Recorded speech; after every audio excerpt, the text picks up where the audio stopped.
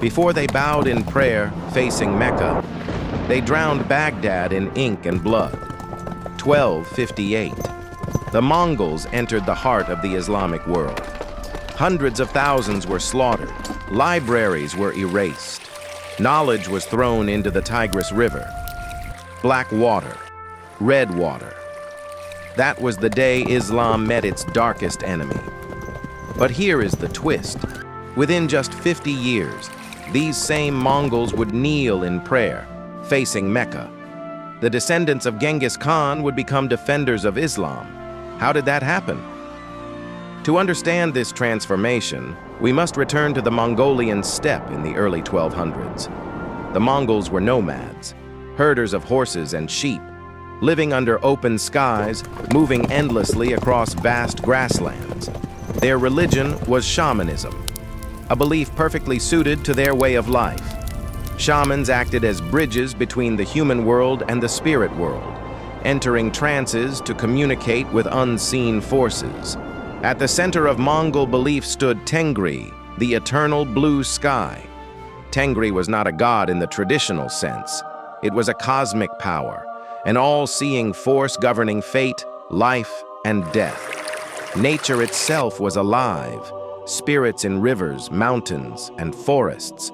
And from this world view came something unusual: religious tolerance. The Mongols believed all religions reflected the same ultimate truth, just through different paths. When Genghis Khan built his empire, he turned this belief into law. The Yasa, the Mongol legal code, protected religious freedom. Priests, monks, and imams were tax-exempt. Churches, mosques, and temples were protected. Religious persecution was forbidden. This policy helped the Mongols rule an empire stretching from Korea to Hungary. But that balance would not last. Everything changed when the Mongols conquered the Muslim world. Samarkand, Bukhara, Baghdad. These were not nomadic societies. They were complex urban civilizations built on Islamic law, scholarship, and administration. The Mongols were unmatched warriors, but they were not bureaucrats. To rule, they needed judges, scribes, tax collectors, and administrators, and almost all of them were Muslim. So the Mongols made a practical choice. They hired Muslim officials. Persian became the administrative language. Muslim merchants ran trade routes. Islamic scholars served as diplomats. Soon, a strange reality emerged. The Mongol Khan sat on the throne, but the empire was run by Muslims. Mongol children were raised by Muslim nurses. Persian was spoken even in Mongolia itself. Yet the Khans remained shamanists. Hulagu Khan, the destroyer of Baghdad, still consulted shamans before major decisions. But slowly, the Mongols realized something unsettling. They ruled the empire, yet they did not belong to it. They were conquerors, but cultural outsiders. The first crack appeared with Burqa Khan. Around 1252, the ruler of the Golden Horde converted to Islam. This was not just spiritual, it was political. Islam gave him legitimacy among his Muslim subjects. Then came 1258. Hulagu Khan destroyed Baghdad and executed the Abbasid Caliph. Burqa Khan was furious. He saw it as an attack on Islam itself. For the first time in history, Muslim Mongols turned against non-Muslim Mongols.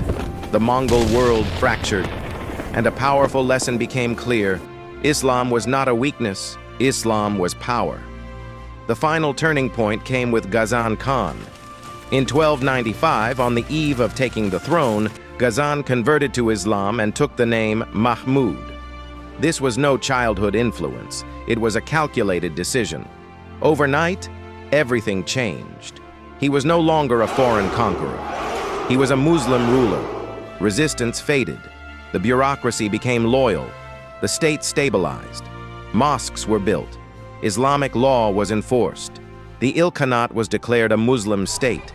Yet Ghazan did not abandon his Mongol identity. Sharia existed alongside the Yasa. Islamic faith coexisted with Mongol military tradition. What emerged was something new, a Mongol Islamic synthesis. But transformation has a price. Old Mongol shamanism faded. Religious tolerance declined. Orthodoxy replaced flexibility. The Mongols, once famous for accepting all beliefs, now ruled through a single faith. And for many Muslims, conversion did not erase memory. Baghdad still burned in history. Eventually, the Mongol empires collapsed. The Ilkhanate fell. The Golden Horde fragmented. The great empire vanished. But the synthesis survived. Timur, Tamerlane, claimed descent from Genghis Khan and ruled as a champion of Islam. The Uzbeks, the Mughals of India, all inherited this dual legacy. Today, millions across Central Asia, Russia, and the Middle East are descendants of the Mongols, and most are Muslim. They carry two histories, the legacy of the sword and the legacy of the prayer. The Mongols' journey from destroyers of Islam to its defenders is one of the most remarkable transformations in history. It reminds us that cultures are not fixed, identities evolve, and yesterday's enemies can become tomorrow's believers.